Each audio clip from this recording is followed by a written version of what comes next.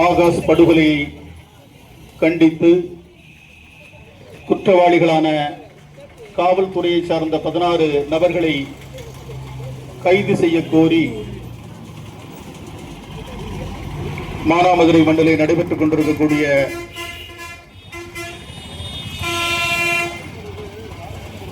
தொடர் முழக்க ஆர்ப்பாட்டத்தில் சமூக உணர்வுடன்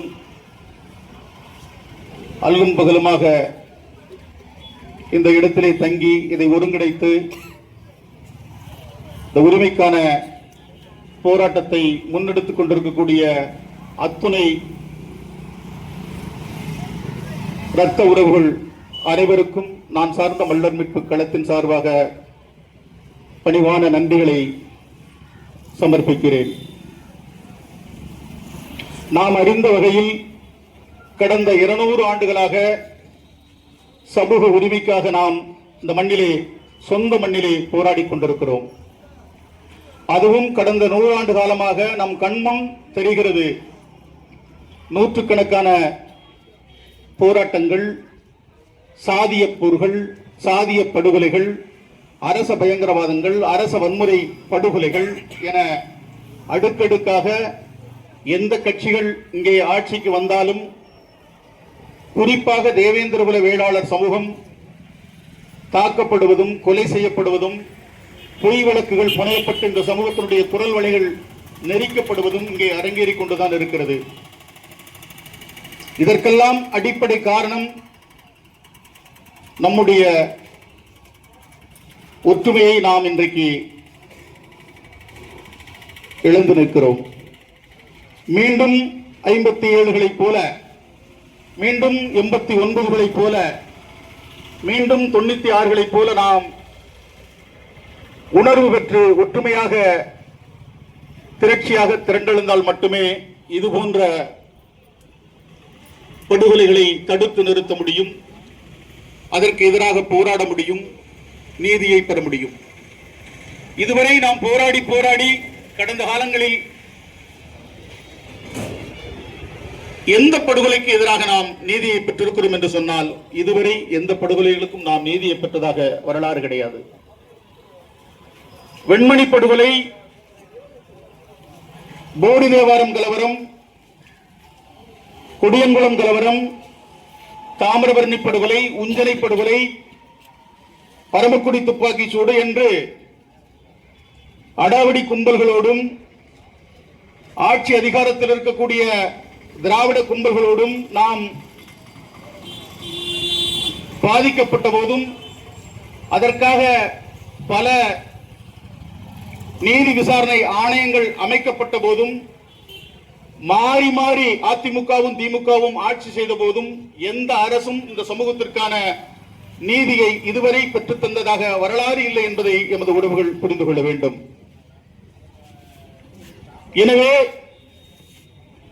நாம் சமூகமாக வலிமையாக எழுந்து நின்றபோதுதான் ஆதிக்க அடாவடித்தனத்தை சாய்க்க முடிந்தது கடந்த காலங்களிலே.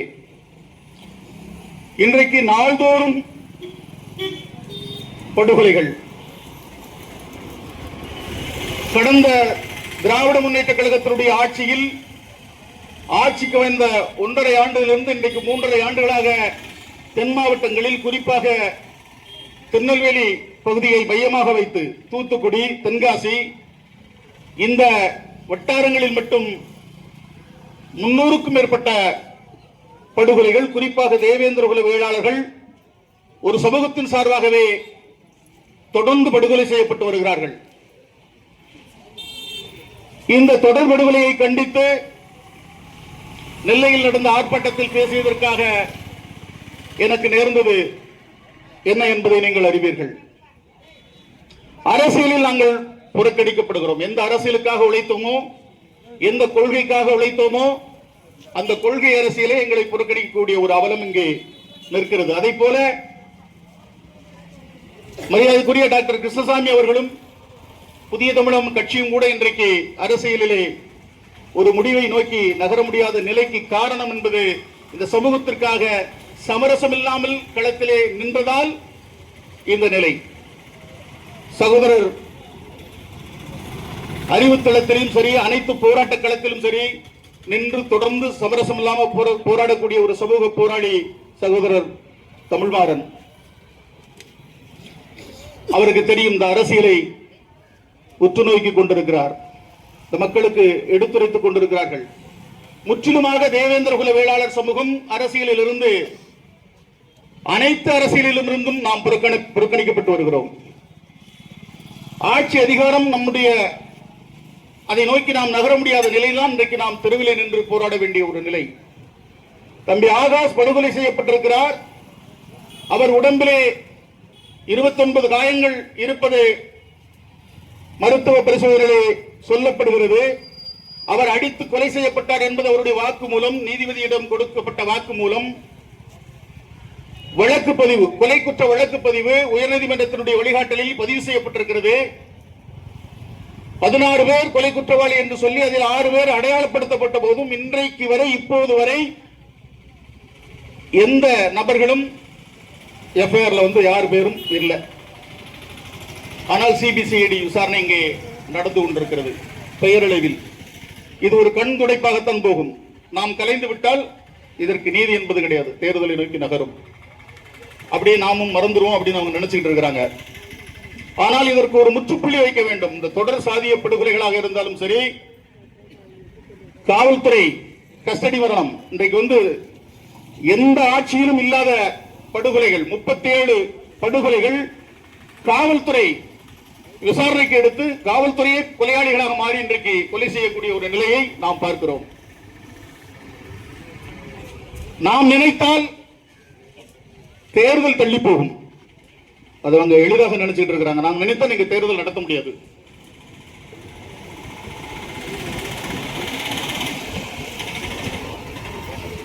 எனவே மாவட்ட கண்காணிப்பாளர்களை இந்த வழக்கிலே இணைத்து சிபிஐ விசாரணைக்கு உத்தரவிட வேண்டும். அதை நோக்கி நம்முடைய போராட்டத்தை சட்ட போராட்டமாக, நம்முடைய போராட்ட வடிவத்தை நாம் மாற்ற வேண்டும்.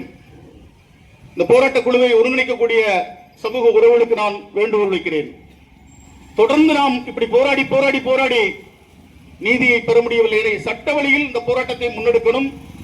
இந்த தம்பி ஆகாஷ் படுகொலைக்கு நான் நீதியை பெற்றுத்தர வருகிறேன் என்று பொதுத்தளத்தில் இருந்து வந்தவர்கள்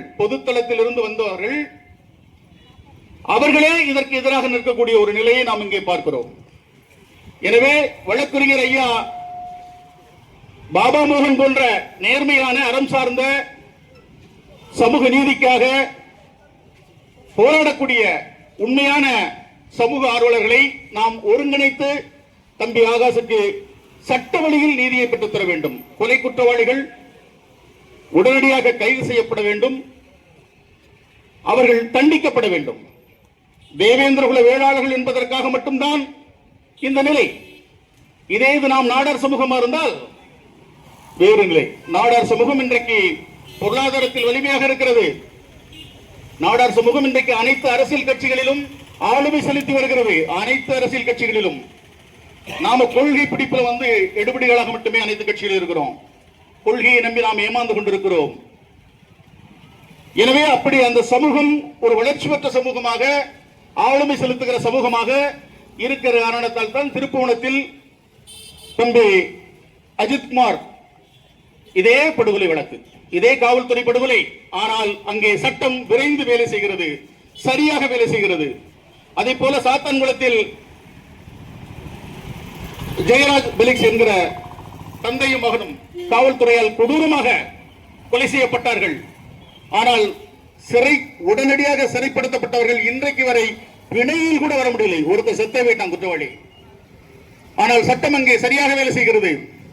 ஆனால் தேவேந்திர குல வேளாளர் என்றால் இந்த சட்டம் மௌனித்து கிடக்கிறது. இதற்கு காரணம் அவர்கள் அல்ல, நாம் தான். நம்முடைய வலிமைதான். நாம் ஒற்றுமையாக வலிமையாக இருந்தால் இந்த நீதியை நாம் எளிதாக பெற முடியும். இது போன்ற தொடர்படுகொலைகள் இனிமேல் நடக்க விடாமல் தடுக்க முடியும். தொடர்ச்சியான தென் மாவட்டங்களில் கொலைகள், தொடர்ச்சியான கொலைகள். இதுக்கு என்னன்னா பட்டியல் பழங்குடிகளுக்கான அந்த வழக்கு, SC ST வழக்கு, அந்த வழக்கை அப்படி ஒரு சட்டத்தை நீக்கணும்னு சொல்லி படிப்பறிவு இல்லாத பள்ளிக்கூடமே போகாத ஒருத்தன்லாம் பேசிட்டு திரிகிறான். அவன் மீது ஏன் இந்த சட்டம் பாயவில்லை? நம்முடைய வழக்கறிஞர்கள் இது தொடர்பாக சிந்திக்க வேண்டும். சட்ட வழிகளை நாமும் அந்த வழக்குகளை அவர்கள் மீது போட வேண்டும். அப்படின்னா தான் அது சரியா வரும். இதற்கு தான் தம்பி டாக்டர் சியாம் கிருஷ்ணசாமி அவர்கள் சொன்னாரு. அப்படின்னா பழையபடி நாம குற்றப்பரம்பரை சட்ட தடுப்பு சட்டத்தை, இந்த குற்றப்பரம்பரை சட்டத்தை வந்து நடைமுறைப்படுத்தணும்னு சொல்லி தம்பி சியாம் சொன்னது சரிதானே? சரிதானே? தொடர்ச்சியான படுகொலைகள், மணலை தாமிரபரணி ஆற்றில் மணலை கொள்ளையடிக்கிறான், அதை தடுத்த கிராம நிர்வாக அதிகாரி படுகொலை, ஆட திருடாதன்னு சொல்லி சொல்றாரு, அவரை படுகொலை, காடுகளுக்கு வேலை செஞ்சுட்டு போய் வர்றவன்ட்டு 5000 ரூபாய் பிடிக்கிட்டு அதுக்கு படுகொலை. அதுதான் புதிய தமிழகத்துடைய தலைவர் டாக்டர் கிருஷ்ணசாமி சொன்னாரு. இதுதான் தேசியமும் தெய்வீகமானு கேட்டாரு. இதெல்லாம் பேசினா உடனே நாங்கள் சாதி வெறியர்கள் ஆயிடுவோம், நாங்கள் உண்மை வரலாற்றை உரைக்க பேசினால் நாங்கள் வந்து சமூக விரோதிகளாக மாறிடுவோம். ஆனால் நீங்கள் எத்தனை கொலைகளையும் அரங்கேற்றலாம், என்ன வேண்டுமானாலும் செய்யலாம். இதையெல்லாம் மனதில் கொண்டு இது போன்ற ஆட்சி, இது போன்ற படுகொலைகளை செய்த ஆட்சி இதுவரை இந்த தமிழர் வரலாற்றில் வந்து நம்ம தமிழக வரலாற்றில் பார்க்க முடியல. எனவே இந்த ஆட்சி அகற்றப்பட வேண்டும், திமுகவினுடைய ஆட்சி அகற்றப்பட வேண்டும். அதற்கு வரலாறு நீங்க வெண்மணி படுகொலையிலிருந்து எடுத்துக்கலாம். வெண்மணி படுகொலை, அதுல வந்து இவர்கள் இழைத்த அநீதிகள், இவர்கள் செய்த சூழ்ச்சி வஞ்சகங்கள், கோபாலகிருஷ்ண நாயுடு வரவேற்று உணவு கொடுத்த வரலாறு, உஞ்சனை கலவரத்தில் நடந்துகிட்டது, போடி தேவரங்களத்தில் கண்டமனூர்ல 5 தேவேந்திர குல வேளாளர்களை சுட்டுக் கொன்றது, எந்த போராட்டமும் இல்லாத கோட்டைப்பட்டியில வந்து சுரேஷ் என்கிற ஒரு இளைஞரை ஒரு சின்ன ஊருக்குள்ள போய் சுட்டுக் கொண்டது, தாமிரபரணி படுகொலை 17 பேரை அடிச்சு கொண்டது, துரையூர் துப்பாக்கி சூடு 2 போராளிகளை குறிவை சுடுவது போல் சுட்டது என்று தொடர்ச்சியாக திராவிட முன்னேற்ற கழகத்தினுடைய ஆட்சியில் தேவேந்திர குல வேளாளர்கள் சுட்டு வீழ்த்தப்படுகிறார்கள், ஒருபுறம் அடித்து படுகொலை செய்யப்படுகிறார்கள், பல்வேறு பொய் வழக்குகள் போடப்பட்டு இவர்கள் முடக்கப்படுகிறார்கள். இந்த சமூகத்திற்காக குரல் கொடுக்கக்கூடிய போராடக்கூடியவர்கள் எல்லாம், போராளிகள் எல்லாம் இன்றைக்கு சிறைப்படுத்தப்படுகிறார்கள். தம்பி கண்ணபிரான் இதுவரை தற்போது எந்த ஒரு வழக்குகளும் கிடையாது, பொய் வழக்கு, 2 குண்டர் தடுப்பு சட்டம். இன்றைக்கு கடலூர் சிறையில் இருக்கிறாரு, சிறையை விட்டு வெளியில வராரு, திரும்ப ஒரு குண்டர் தடுப்பு சட்டம். மாமா வீட்டுக்கு போறாரு, மாமா வீட்டுக்கு போகல மறி தடுத்து ஆயுதம் வைத்திருந்தாரு சொல்லிட்டு குண்டர் தடுப்பு. தொடர்ச்சியாக சமூகத்திற்கான போராளிகள் பொய் வழக்கு போடப்படுறாங்க. எத்தனை பேர் திருநெல்வேலியில் இருக்க முடியல, சகோதரருக்கு தெரியும். திருநெல்வேலிக்குள் நம்முடைய இளைஞர்கள் உலாவர முடியல, எதற்கெடுத்தாலும் வழக்கு. எனவே இது போன்ற ஆட்சி அகற்றப்பட வேண்டும் என்பதை விட அனைத்து கட்சிகளிலும் சமூக விரோதிகள் அதிகாரத்தில் இருந்து கொண்டு இந்த சமூகத்தை அழுத்திக் கொண்டிருக்கிறார்கள். இதை நமது உறவுகள் புரிஞ்சுக்கணும். அது அதிமுகவாக இருக்கட்டும், திமுகவாக இருக்கட்டும், பாரதிய ஜனதா கட்சியாக இருக்கட்டும், காங்கிரஸ் கட்சியாக இருக்கட்டும், ஏன் கம்யூனிஸ்ட் கட்சியாக இருக்கட்டும், இந்த கட்சிகளில் இருக்கக்கூடிய சமூக விரோதிகள் அங்கே ஆளுமை செலுத்தி, ஏன் தமிழ் தேசியம் பேசுற கட்சிகளில் கூட சமூக விரோதிகள் தான் ஆதிக்கம் செலுத்தி வருகிறார்கள். எனவே இந்த சமூக விரோதிகள் எந்தெந்த தொகுதிகள் எல்லாம் இருக்கிறார்கள், நிற்கப் போகிறார்கள் என்பதையெல்லாம் இனம் கண்டு அவர்களை படுதோல்வி அடைய செய்யக்கூடிய வேலையை தேவேந்திர குல வேளாளர் சமூகம் செய்தால் தம்பி ஆகாஷ் போன்ற அநியாயமாக கொல்லப்பட்ட கொலையாளிகளுக்கு நீதி கிடைக்கும். அதுதான் அவர்களுக்கு நாம் செலுத்துகிற அஞ்சலியாக இருக்கும். எனவே கட்சி வேறுபாடின்றி இந்த சமூகத்திற்கு எதிராக யாரெல்லாம் வேலை செய்கிறார்கள் என்று உங்களுக்கு தெரியும், நாம் யூகிக்க முடியும், நாம் கணிக்க முடியும். வெளிப்படையாக பேசுகிறான். ஒரு மாநில, ஒரு இந்திய தேசிய கட்சிக்கு மாநில தலைவராகவே இருக்கிறாங்க. கொலைகளை ஆதரித்து பேசக்கூடியவர்கள், கொலையாளிகளை தூண்டிவிடக்கூடியவர்கள். எனவே அவர்களை போன்றவர்கள், நான் யாராருன்னு ஊடகங்கள் எல்லாம் சொல்லி இருக்கிறேன், இந்த காலத்தில் நான் அதை பேச வேண்டாம் நினைக்கிறேன். எனவே அவர்களை போன்றவர்கள் தென் தமிழகத்தில் எந்த தொகுதியில் என்னாலும் நம்முடைய சக தமிழ் சமூகங்களை ஒருங்கிணைத்து, உழைக்கும் மக்களை ஒருங்கிணைத்து அவர்களை தோற்கடிக்கக்கூடிய வேலையை தேவேந்திர குல வேளாளர் சமூகம் செய்கிற போதுதான் நமக்கு நீதி கிடைக்கும். இதை நாம மனசுல வச்சுக்கணும். இந்த போராட்டத்திற்கு, இந்த போராட்டம் வெற்றி பெறணும். அதற்காக போராட்ட குழுவை, போராட்டத்தை ஒருங்கிணைத்த உணர்வாளர்கள் இதை சட்ட வழியில் சரியாக முன்னெடுத்து செல்ல வேண்டும். கொலை குற்றவாளிகள் உடனடியாக அவர்கள் கைது செய்யப்படும்.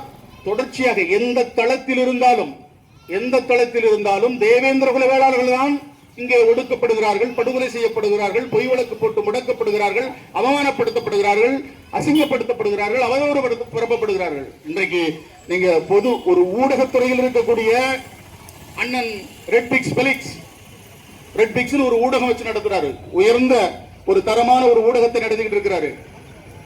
அதே போல அண்ணன் சவுக்கு சங்கர் ஒரு ஊடகவியலாளர் கருத்தை சொல்லுகிறார். கருத்து உனக்கு வலிக்கிறது, உண்மையை தான் பேசுறாரு, இருக்கட்டும், குறை நிறைகள் இருக்கட்டும். ஆனால் அவர்களுக்கு நேர்ந்தது என்ன? அந்த ஊடகம் முடக்கப்பட்டது.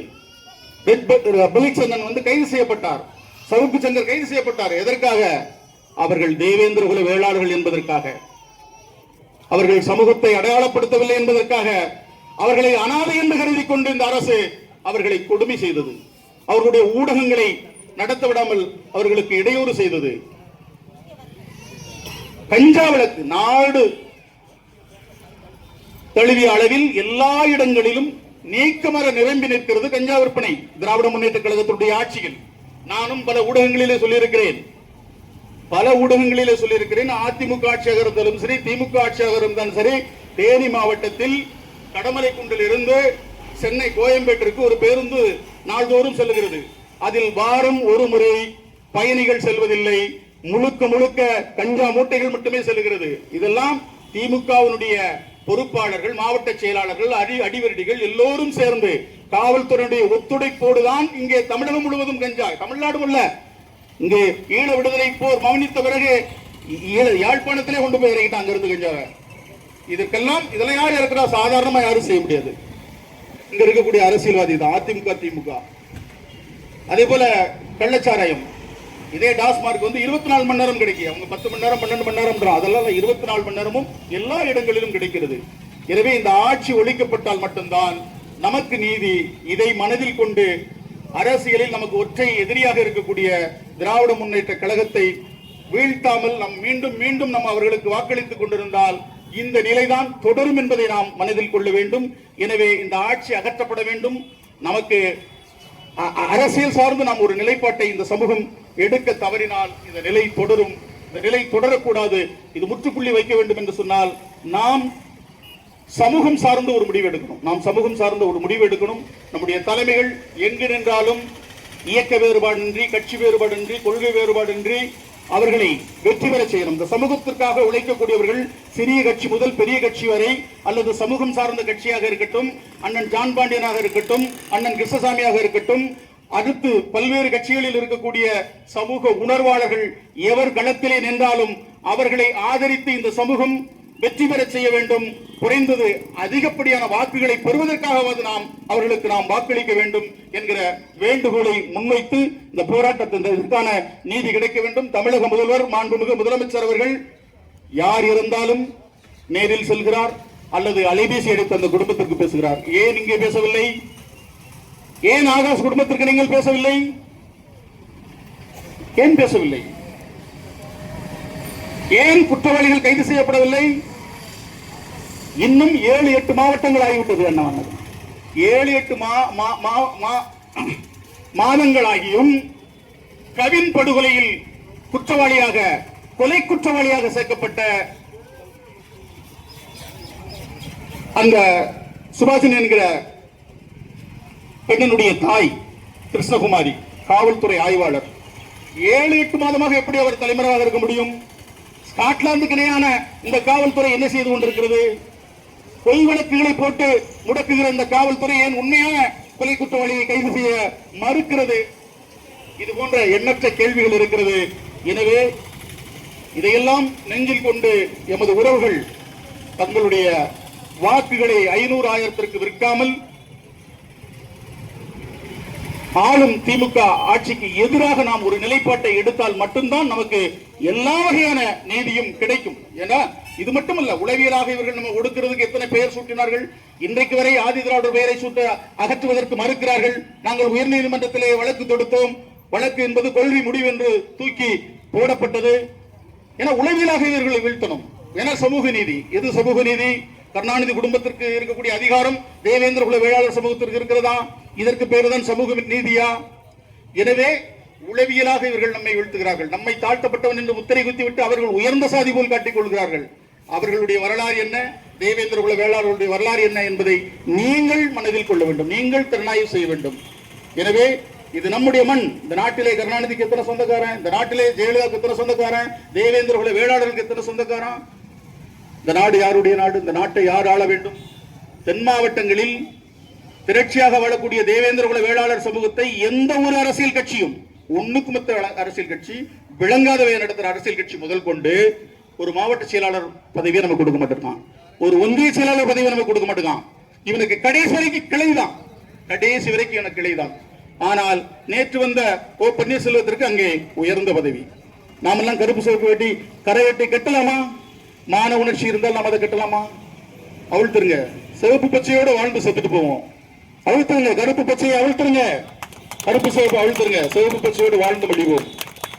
காலம் காலமாக நாம் கிளை செயலாளர்கள் வந்து கிழிச்சது போதும். வெளியில வா, வெளியில வா, வெளியில வா. அந்த தேர்தல் களத்தை சந்திப்போம். தேர்தல் களத்தில் தேவேந்திர குல வேளாளர்களுக்கு எதிராக எந்த கட்சியிலிருந்து எவனவனெல்லாம் நம்மை ஒழிப்பதற்கு வேலை செய்து கொண்டிருக்கிறானோ அவனை ஒழித்து கட்டுவோம், அவனை ஒழித்து கட்டுவோம். ஆட்டுமன்ற போல இதுவரைக்கும் எவனுக்காவது மொத்தமா ஓட்டு போட்டு ஒளிஞ்சு போனது போகும். அதிமுகவுக்கு போட்டோம், திமுகவுக்கு போட்டோம், பிஜேபிக்கு கடந்த காலத்தில் போட்டோம், எல்லாம் முடிஞ்சது. வேண்டாம், தனித்து தேவேந்திர குல வேளாளருடைய வலிமையை நாம் இந்த மண்ணிலே காட்டுவோம். 96 போல் மீண்டும் ஒரு அரசியல் எழுச்சியை இந்த மண்ணிலே ஏற்படுத்துவோம். அதுதான் நம் சமூகத்தை பாதுகாக்கும் அரசியல் அரணாக விளங்கும் என்பதை கூறி வாய்ப்பிற்கு நன்றி கூறி அமைகிறேன். வணக்கம்.